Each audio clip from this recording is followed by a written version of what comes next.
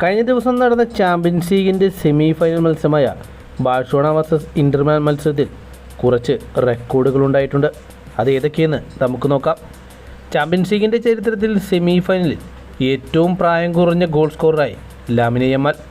17 വയസ്സുള്ളപ്പോഴാണ് അദ്ദേഹം goal score ചെയ്തിരിക്കുന്നത്. ഇതിന് മുൻപത്തെ റെക്കോർഡ് 18 വയസ്സിൽ ഗോൾ സ്കോർ ചെയ്ത കിലിയൻ എംബാപ്പയുടേതായിരുന്നു.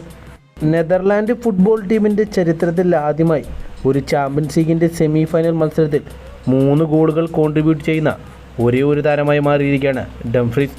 2 ഗോളുകളും 1 അസിസ്റ്റുമാണ് അദ്ദേഹം ഈ ചാമ്പ്യൻസ് ലീഗ് സെമി ഫൈനലിൽ നിന്ന് നേടിയെടുത്തത്. ബാഴ്സലോണയുടെ ചരിത്രത്തിലും അല്ലെങ്കിൽ ബ്രസീലിൻ്റെ ചരിത്രത്തിലും ഒരു ചാമ്പ്യൻസ് ലീഗിൻ്റെ ഒരു സീസണിൽ ഏറ്റവും കൂടുതൽ ഗോളുകൾ ഇൻവോൾവ്മെൻറ്റുള്ള താരമായി മാറിയിരിക്കുകയാണ് റഫീഞ്ഞ.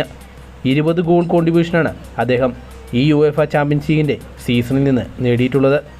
ഇന്റർ മിലാൻ്റെ താരമായ മാർക്കസ് തുറാം ബാഴ്സലോണയ്ക്കെതിരെ മത്സരത്തിൻ്റെ 30ാമത്തെ സെക്കൻഡിൽ ഗോൾ നേടിയിരുന്നു. ചാമ്പ്യൻസ് ലീഗിൻ്റെ ചരിത്രത്തിലെ സെമി ഫൈനലിൽ ഏറ്റവും വേഗതയേറിയ ഗോളാണ് അദ്ദേഹം നേടിയെടുത്ത ഈ ഗോൾ.